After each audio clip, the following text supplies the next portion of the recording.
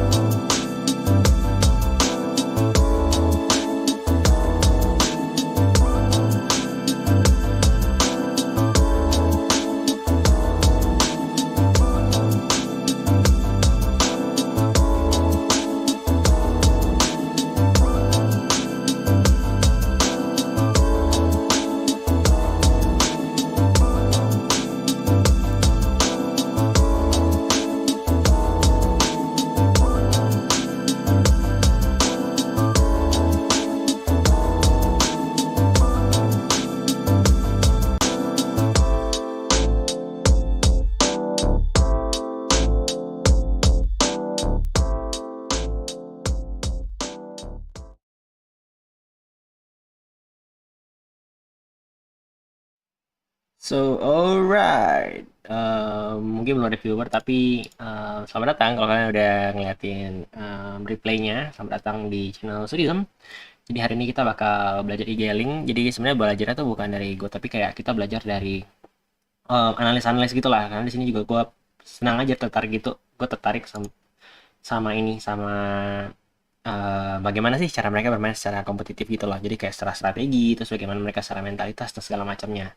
Jadi teman-teman yang nge-restart ini, yang ngeliat nge-replay ini, feel welcome. Kita sini bakal belajar bareng. Jadi sebenarnya kemarin itu tuh kemarin malam aku coba cari-cari, kan coba cari-cari nih Valorant analyst template. Terus ketemulah satu Notion. Ini aku coba tunjukin deh. Kita ke ini. Alright, so kemarin malam aku coba cari ini template, muncul Twitter ini dari Brain X Coach, shout out to him. Jadi kalian bisa ngecekin juga nih ke dia juga Notion ya. Dari situ kayak muncul banyak banget gitu loh hal-hal yang bisa kita pelajari dalamnya, dari template bagaimana anak membuat strategi, kemudian kayaknya roles map list-listnya apa aja, kemudian komposisinya, counter strategi gimana, segala macamnya gitu. Nah, yang kita bakal coba aja tahu itu yang pertama yang ini dulu nih, yang bagian lucid dulu. Kita ada beberapa series dari dia. Yang pertama tuh yang beginner, advance, sama playstyles dan juga utility. Walaupun sebenarnya ini untuk CSGO, tapi kita bisa gunakan prinsip-prinsipnya itu tuh untuk di Valorant gitu. Jadi kalau teman-teman yang mungkin tertarik kalau jadi analis, kayak sebenarnya gue juga ada. Sebenarnya aku juga ada tertarik untuk jadi analis juga. Jadi kayak apa kayak tuh nanti ini jadi angka awal gitu loh, angka pertama kita untuk belajar mengerti gitu. Di sini kita bakal coba mendapat ini starter guys to become a professional IGL. Ya udah aku buka. Jadi bisa cek juga di YouTube-nya Lucid underscore dan ini starter guys to becoming a professional in game leader in CSGO. Oke, nanti kalau mungkin teman-teman nanti aku juga mungkin coba di tengahnya ini kan karena belajar juga nih aku bakal banyak ngecatet dan juga mungkin teman-teman aku bakal coba translate atau apa poin dari masing-masing chapter-chapternya gitu. Jadi video kurang lebih 40 menit. Here we go. So, yeah. So I tweeted this out before heading to bed last night, and you guys absolutely crushed the like goal. So here we are. We're going to do this video. Welcome to CSGO School IGLing Basics. In this video, I'm going to break down... Bentar, ini kayaknya layarku mengganggu ini ya nih. Coba pindahin dulu di watch party kamera. Oke. Alright. Down the more basic things about IGLing, your roles, responsibilities, and things that you need to develop before you can be a really strong, competent IGL. While this is mainly focused for lower levels of play, such as MM stacks to IM, I will be sharing a ton of information in this video. And if you want to learn and maybe reevaluate some of the things you're doing at a higher level, this video will probably teach you something still. So I recommend you stick around. Here are the three main things we're going to focus on in this video. What is an in-game leader and how do you know if you are an IGL, which stands for in-game leader, the responsibilities of an IGL, and creating some basic structure for your team to work with at the start. So what is an in-game leader or IGL? Well, he is the leader of the team. He's the person that has the primary voice and determines what happens at practices, what we do mid-round, or what we do at the start of the round to attack or set up for the enemy team. He has the tactical voice of the team, so to speak. He is also responsible for keeping people in check and keeping the atmosphere calm, which are all things that I'll cover later on in this video. But how do you know if you want to become an IGL? And what are the key things you need to know if you can become an IGL? On the screen are a couple questions that you should ask yourself. Do you consider yourself a leader, and do you enjoy learning? Are you able to communicate and capable of teaching others?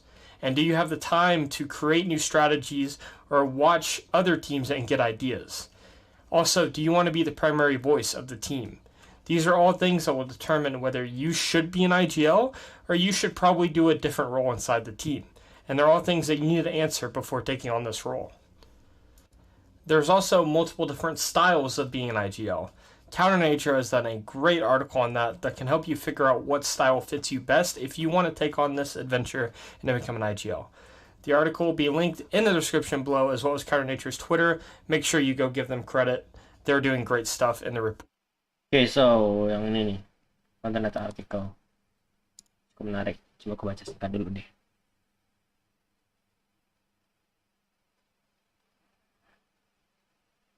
Okay, scenario, responses, and choice, and this one.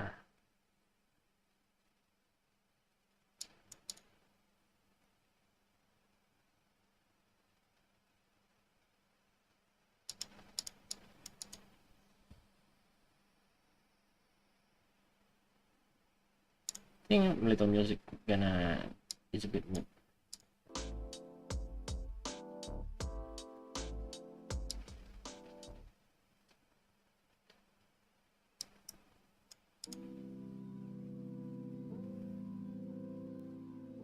Okay,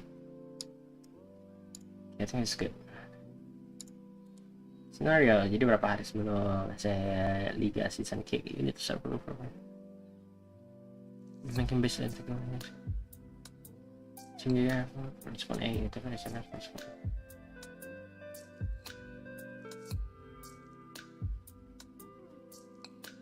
Oke, ini sebenarnya kayak melihat gayanya gimana aja sih. Oke, kita coba lihat ya.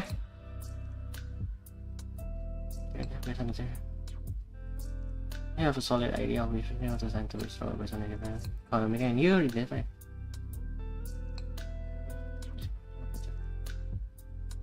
After you have any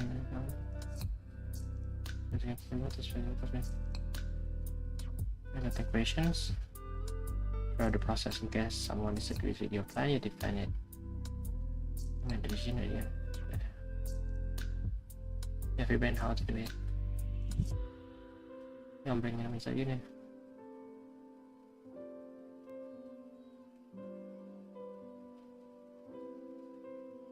I think I most likely will go with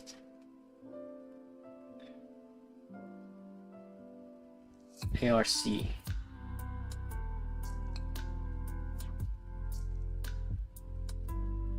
I'm gonna go with A, authoritative. Okay, game server. Tapi kalau kurang, that's good. Alright, we're gonna continue. Reporting scene. Now let's get into the 10 commandments of IGLing, or your primary responsibilities. So the first and most important thing for you to be able to do is distribute the responsibilities amongst the players in your team. Here are some key things that you might want to distribute. The reason this is so important is because you are not getting paid to play CSGO at this time. You are also probably not spending 8 hours a day just grinding the game with your team, because other people have obligations, and I'm sure you have other obligations that you have to do. You also need time to rest and relax, otherwise you'll burn out and you won't enjoy the game anymore. So dividing these responsibilities is a very important role as an IGL, and for a team, matter of fact.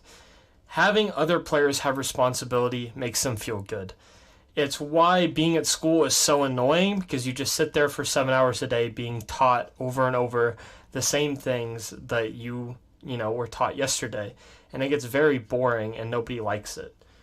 However, if you can give them responsibility that they can learn on their own, a lot of people will reflect from that and be, they'll learn well from that. So some of the responsibilities you might want to distribute is having your players watch their own game, watching pro games, and bringing new ideas to the table whenever you're at practice, doing your practice time. Another thing is you might want them to learn nades before scrimmages.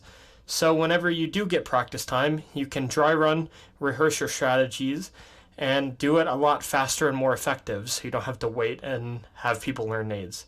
That way you get more time scrimming. Another thing is you might want your players to book scrims for you so you can focus on something else, or book the match times for you so you can focus on something else. And in an even more extreme case, you might even want a player on the team to take notes and make the strat book for you so you can focus on other things. But all of these responsibilities will allow you to hold people accountable when they don't do them, because inevitably people will mess up and not do these things. And accountability is something as an IGL that you need to establish early on. So having these small responsibility splits will give you something immediately early on to hold people accountable for. This one's important, keeping your individual form. You have to realize that as you improve, the players will also be improving around you. So if you want to be a top level IGL, a professional IGL, you have to also have professional level aim, and you can't neglect that. Divide responsibilities to give yourself enough time, and have a set practice routine for yourself to improve with. You do not have to be the superstar of the team, you do not have to be the hard carry of the team, but you cannot be a liability to the team. It's important that you try and reach a benchmark of about a 1 HLTV rating. If you can keep about that benchmark, which isn't great, let's be honest, that is all you really need to be a pro level IGL, in my opinion, because you have a lot more responsibility than shooting people in the head. So as the IGL, it is also your responsibility to prep and prepare for practice. Bring new things and have all of these things, all these bullet points ready to go before you. Oke, jadi apa aja untuk pelatihan nih? Pertama itu tentukan apa yang mau dilatihkan, tentukan latihan, new ideas seperti taktik, apalagi nih, setup, defaults, needs, ideas, kemudian plan how the break goes. Ya mungkin cari screen. You start. It is also your responsibility to make practice as time effective as possible, so you're not wasting time while you're there. Some of the things that you'll need to be bringing to practice are some new tactics that you might have seen some pro teams running or that you've created, some new setups to counter things that you've been struggling with, maybe a new default if your old default isn't working for you or you want to approach the round in a different, unique way. You might also need to bring some new unique nades for that default or for these strategies, or even a new idea of how to play the map. Basically, you need to bring a new everything all the time. You just need to be innovating and creating as much as possible for these practices. You also need to have scrims planned or have somebody on your team plan and find the scrims for you. You also need to have a set plan on how you want the practice to go, how long you want to spend on certain things. And you also want to have a set idea of what you'll be practicing for that day, whether that be your defaulting on a certain map, so on and so forth. Now we're starting to get to some of the harder things that an IGL has to do, such as make decisions in-game as to what you're going to do as a team. So there's a lot of things that you're responsible for in-game, but some of the major ones are determining when you want to buy, when you want to save, or when you want to force buy, or when the enemy team is buying, saving, or force buying.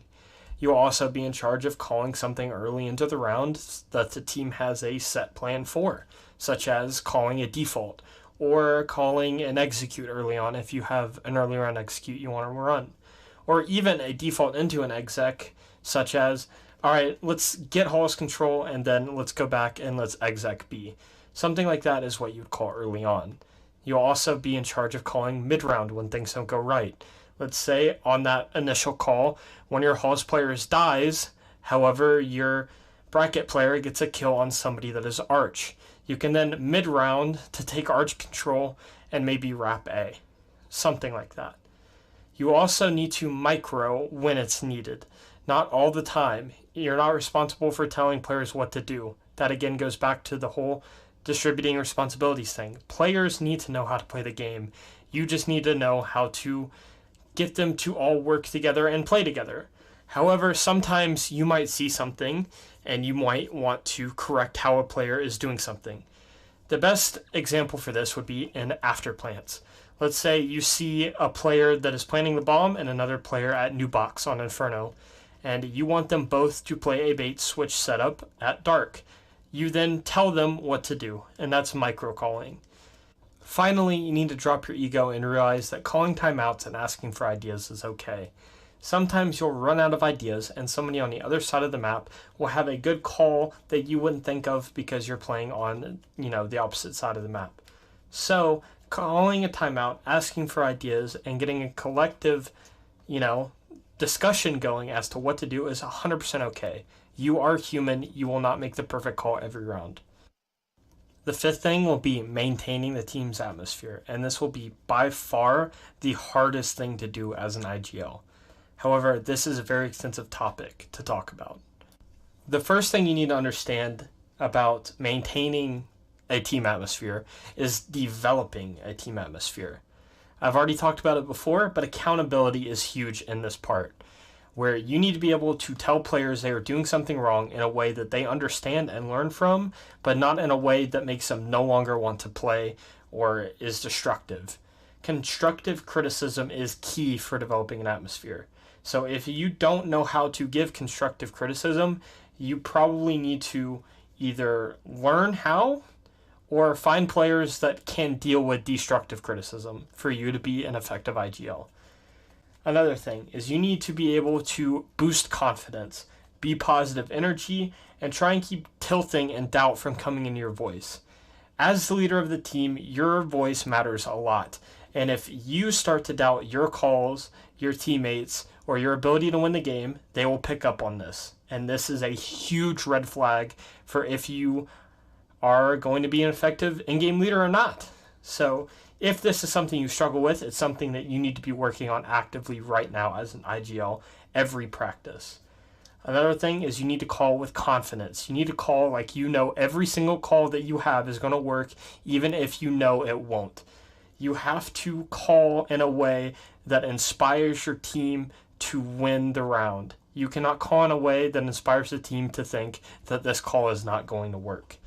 It's also 100% okay to call timeouts to maintain the atmosphere, such as when people are tilting to call timeout and talk about it instead of trying to play through into the next round.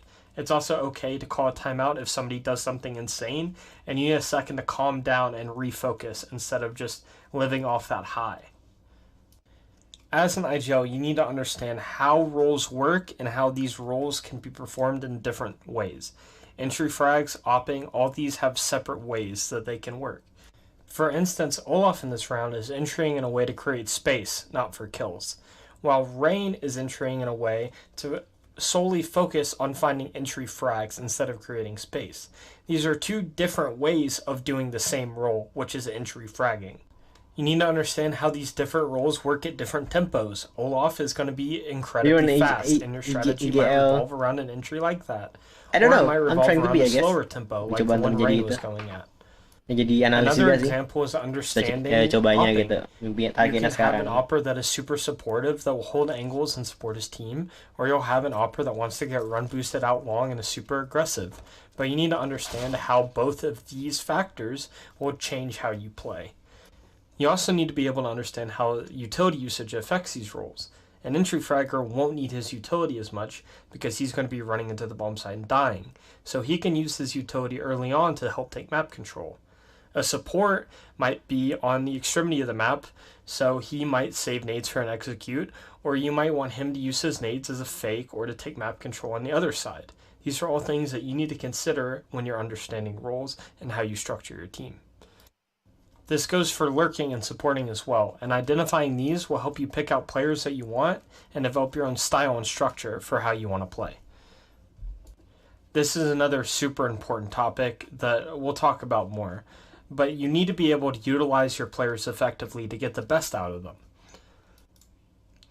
You need to be able to understand that every single player has different things they are good at and weak at. You have to identify where a player's strengths are, where a player's weaknesses are. You have to identify what they're comfortable with and uncomfortable with. You need to be able to place your players in spots that you think fit them because of these 4 things. You also need to be able to talk with your player and explain why you want to make that change. But the biggest thing with utilizing your players is having patience. Because even though players might be good at something and it plays to their strengths, again, there's comfort in everything. So if you do any sort of role changes like this based off of what you think would suit them best, you have to understand that they are not going to be comfortable immediately and that it'll take time before they get truly comfortable with what they're doing. But how do you determine what people's comforts are and what they're strong and weak at? If you have a player on your team that's very good at going and getting opening kills, you might want to put him in the entry frag role. But what you need to understand is that entry fragging means that they will not have very many nades and they will be going out in a very chaotic situation. Some players, even if they are good at getting opening kills, will not thrive in this sort of environment or this sort of role. And what would actually be better for a player like that would be a lurking role, where they get to use their nades and identify how they want to make plays at their own risk, at their own timings, and based off of what they see instead of based off of what you call. Another thing is players that are more supportive and are able to be alone will be good anchors, and you will probably put players like that as your trusted bomb site anchor. You slap him down on B, on Mirage, and hope to God he gets 3. However, they might not be comfortable doing that, even if they are one of the more quieter reserve types. And you might want to get them to be more comfortable being in a rotation role where they are supporting people on the bomb site by rotating and helping them out. So these are all things that you might want to consider when you're identifying how to utilize your players the best. Responsibility 8 is reviewing the team's play. You have to be able to watch your own demos and figure out what's going wrong within the team if you want to be a good IGL. Otherwise, obviously, you're not going to be the main cause for their improvement. The main importance of going wrong within the team if you want to be a good IGL. Otherwise, obviously, you're not can fix is your communication. I highly recommend that you record your communication when you're scrimming so you can watch the games back with these voice comms in mind. What you're looking for is to focus on holes in your strategy where people make mistakes, and also where you can add new strategies to fix holes. Whereas if you struggle at going arch, adding an arch trap, for instance. Another very, very important thing is to take notes. Take notes when you're watching, take notes when you're scrimming, take notes when you're shitting. Just always have a notebook or your phone or something actively available for you to take notes when you get ideas or whenever you're, reviewing your games. This is a highly important thing that I recommend you do in your everyday life as well. Ninth is anti-stratting, which in reality is the commandment that can also be a sin. I'm a professional analyst, so I understand the importance of anti-stratting, but if it's done incorrectly, it can be detrimental to your team. So I want you to listen to what I say in this section very carefully so you utilize it in the correct way. The first thing to know about anti-stratting is that you're looking for certain specific things. You want to look at what your opponent's pistols are so you can develop a pistol round idea. This doesn't mean that you have to change your pistol to counter what they're doing. If you are specifically trying to counter another team's pistol, you are doing things wrong. You just want to see what they've done before so you know what pistol can work at a wide range of things that they might do. You also want to figure out who plays where. Where does their A lurker like to go? Where does their B lurker like to go? Where does their opper like to find opening kills? Who plays B side on CT side? Who plays A side on CT side? You want this information because then you can determine in the game when you see somebody that shouldn't be where they're at, potentially what they will be doing. You also want to figure out some key strategies that they like to call. Do they have a round that they rely on heavily to, win rounds? Or find exploitable things. If they throw this nade, then they are this many people here. These are all the small tidbits that you want to figure out when you're anti-stratting. And you want to review these things with the team. But here is where the important thing comes in play. You want to use none of your anti-stratting until it's absolutely necessary. So if you are winning big by playing normal way, play normally. If you are struggling and you see them throw this certain nade that okay, this means they're coming A. This is when you want to pull out your anti-strat and set up for an anti-hulls pop. You do not want to be utilizing anti-stratting in a way where you change your entire game plan, your entire structure to accommodate to what the other team is doing. This is the wrong way to use anti-stratting. So like I said, this is the commandment that can also act as a sin. You also need to be cautious when reviewing this information with the team because it might make them play in a different way. They all need to understand that you only use anti-stratting when it's absolutely necessary and not as your primary game plan. And finally, and admittedly the easiest of your responsibilities, is to get new ideas. Watch demos of pro teams, not pro teams. Watch pro players stream, watch YouTube content, listen to podcasts, read articles, take notes. Just be an absolute sponge for information. The more that you learn as an IGL, the better that you can. Here's a simple template that I've used in the past. You meet 15 minutes before to talk about the plan and what you want to accomplish today. Your theory time is used for dry runs and implement new things. The orange squares are for you to schedule your scrims and put them down. And then the last hour is obviously to review the day and talk about what you did wrong and what you did well. Another idea is to have a more dynamic schedule. As you can see here, Sunday and Monday are more intense, where you spend Sunday focusing primarily on your theory crafting and developing a new map. Monday, you're primarily scrimming to get used to playing best of threes. Right. And Tuesday, Wednesday, Thursday are more relaxed comfort days where you're still improving, just not as dramatically. It's also important when developing your schedule that you have off days implemented into the week and that you know when your matches are and they are also put in the schedule. You need to play with breaks and matches in mind, otherwise you will burn out and nobody will want to play anymore. You need to try and use your time effectively as well. You need to understand that you're not playing all day. You have a certain amount of time where you're all together to try and get stuff done.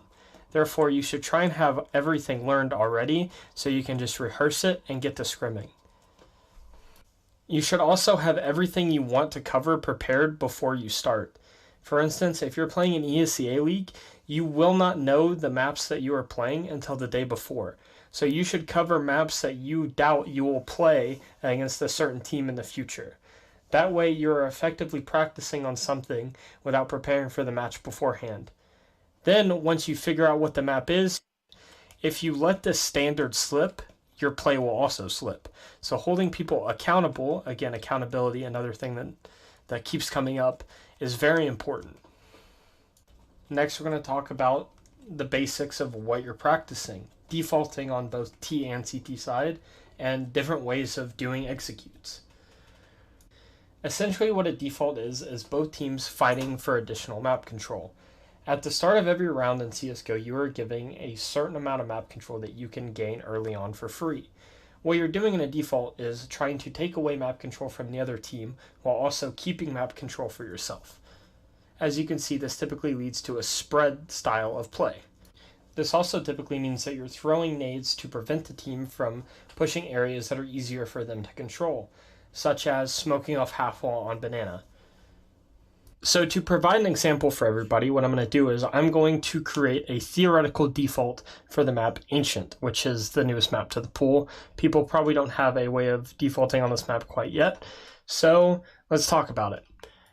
What is your primary goal? I'm going to go through the same checklist that I have in my points as the two things that I want to accomplish. So first, my goal would be this B main area.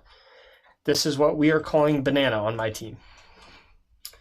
So the main focus for this ginormous area is to block the CTs from getting control of it and getting control of it as a T. Well, first you want to understand the timings. So Ts will get through this doorway before the CTs can peek this lane. So we have the advantage of getting this control. So what we need to accomplish is blocking them off from vision on these areas.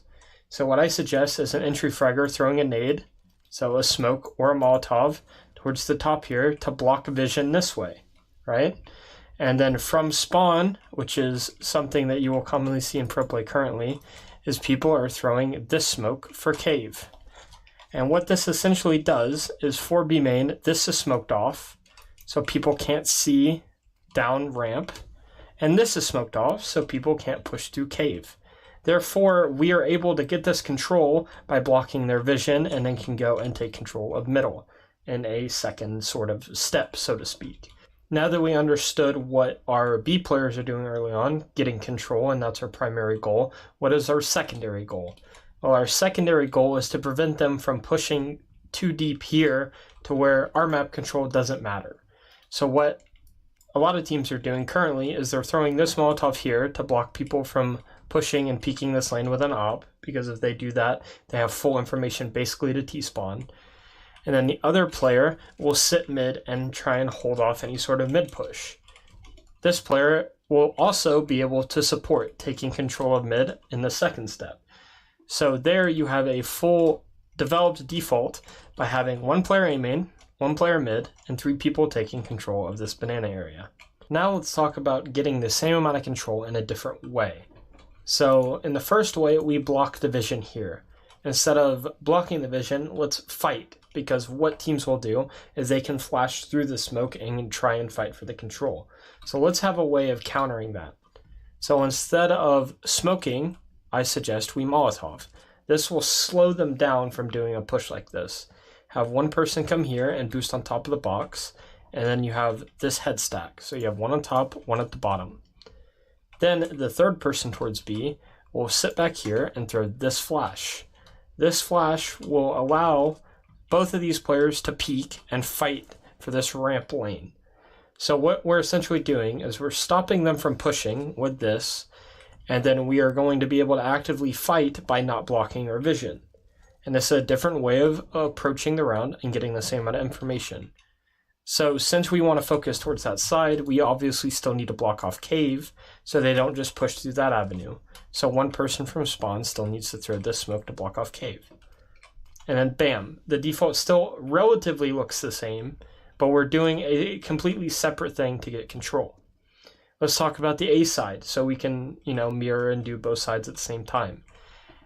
So they haven't really been pushing mid. They've been blocking the mid player here. He doesn't necessarily have to stay anymore because they obviously don't want to push for this control.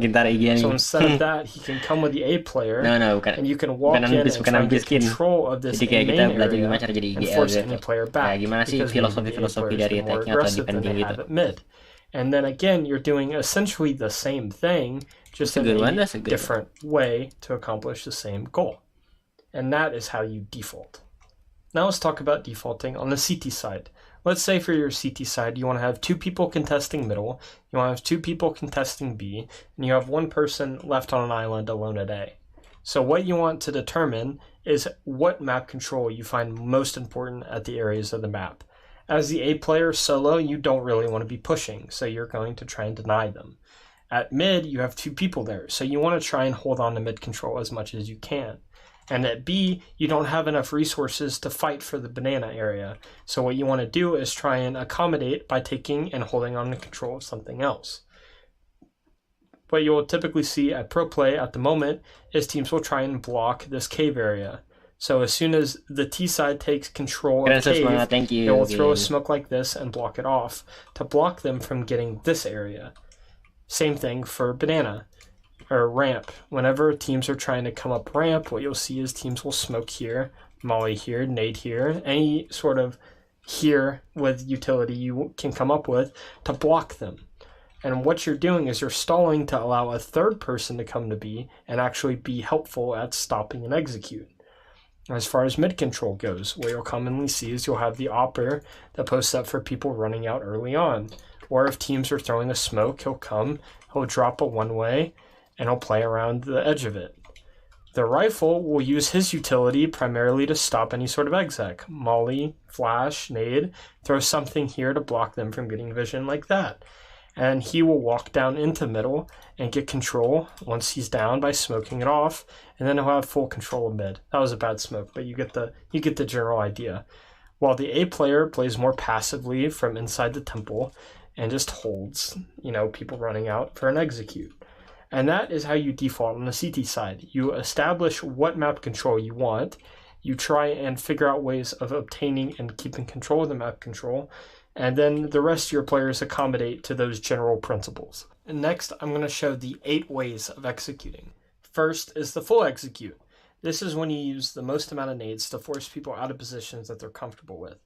The full execute is best utilized against teams that are on eco or utilized against teams that don't have utility to stop it. However, obviously, if that's the case, you probably also won't have enough utility to do this. So this will be the rarest type of execute. But if I type in .throw full, you can see that we smoke off coffin and new box, or coffin and spawn. We molly new box, top second, and email, and have a collection of flashes for the entry fraggers to entry with. Second is the staggered execute. Think of the staggered execute in a step-by-step process instead of an all-at-once process. This is different from a double execute because on a double execute, you're trying to bait out utility before executing again. With a staggered execute, you are using your nades to get more space before actually executing. For instance, if I type in .throw staggered, what you'll see is that we are smoking first, then flashing to take control, and on the flash, we smoke, spawn, molly, coffin, and go then. What is happening is that we are using smoke and flash to get more space on the actual lane before using our nades to block vision and actually execute. Third is the double execute. The double execute is essentially you execing, doing a full execute, or doing a pop or any sort of fake, essentially, and then re-executing shortly after on the same bomb site. So, for instance, if I throw double execute, what you'll see is first is a standard just spawn, coffin, new box, molly, execute. This will bait utility from the CTs to smoke the lane, molly the lane. And then what we do is after those nades have faded, we immediately throw the second set, which is the second execute, which is how you get the name double execute. The fourth execute type is the fake. And what you do with a fake is you essentially use your nades in a deceptive way to go to another area of the map. For instance, this lane execute, while it looks like you're going to come lane, can be used to either fake and pull 3 people into A, which then allows you to go back to B, or it allows you to go for an arch wrap through this moto smoke that you throw yourself.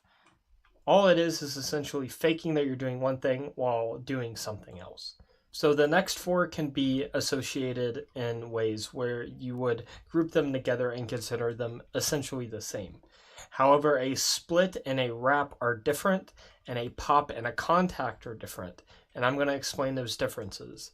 So a split is when you are pinching a bomb site from 2 separate points with separate numbers.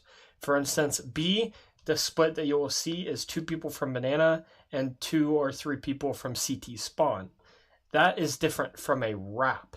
A wrap is when you have a majority numbers taking a bomb site from a different direction.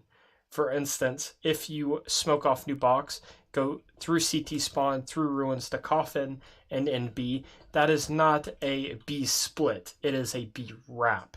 Same thing for A. This is where you can probably visualize it even better. If you have 3 people wrapping around arches and 2 people coming up the lane, then it is a split because you're attacking the A bomb site from 2 points at the same time. However, if you had nobody coming lane or 1 person just holding lane passively for people getting aggressive and had 4 people wrapping around arch, then it's not a split per se, but a wrap where you're coming from the bomb site from the non-standard way, I guess is the best way of putting it. Finally, let's talk about the major difference between a pop and a contact.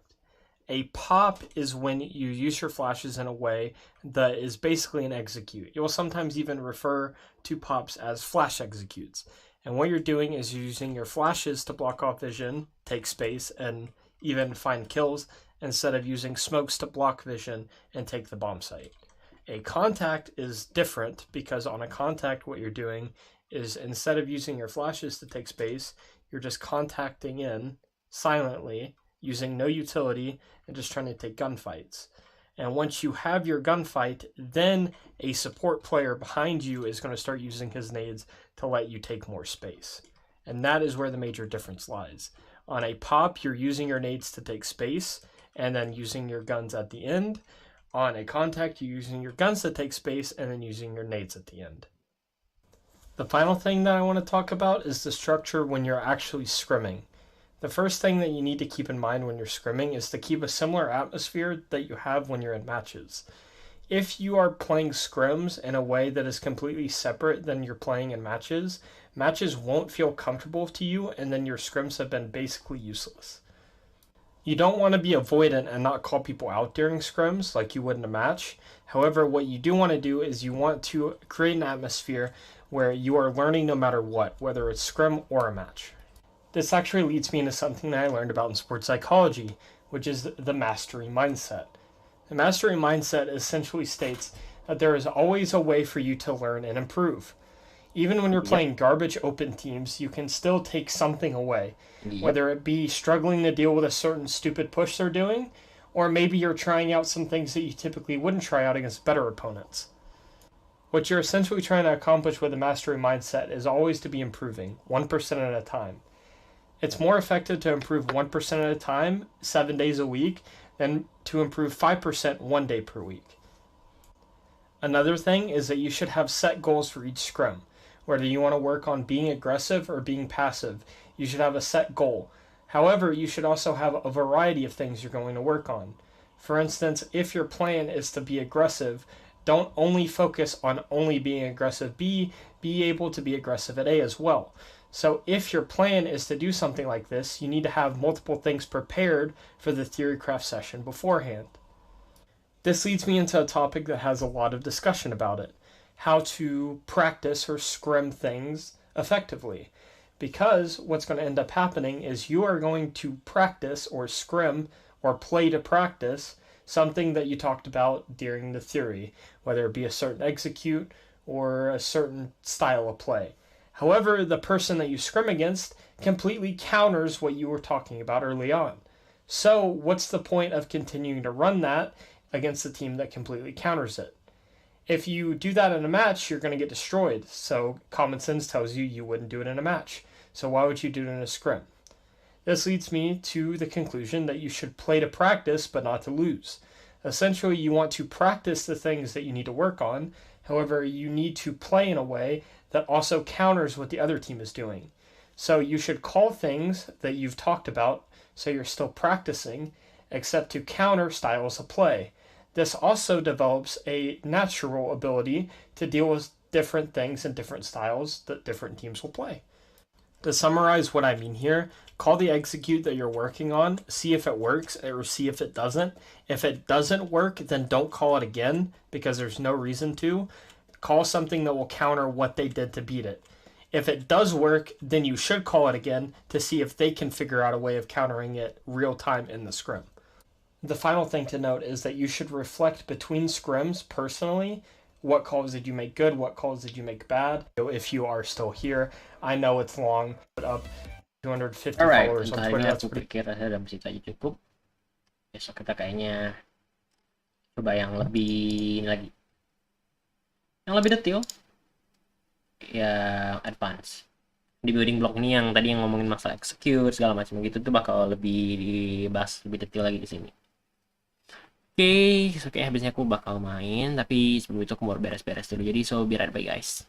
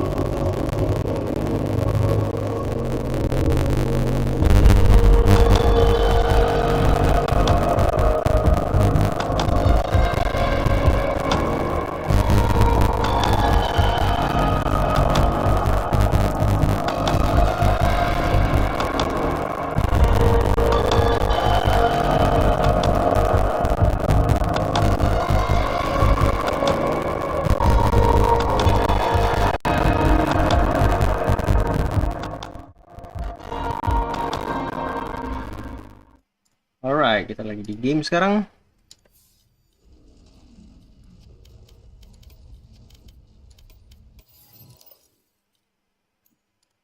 Ini mau cek ini dulu, dipakai los dulu nih. Cek paket loss dulu kita. Alright, so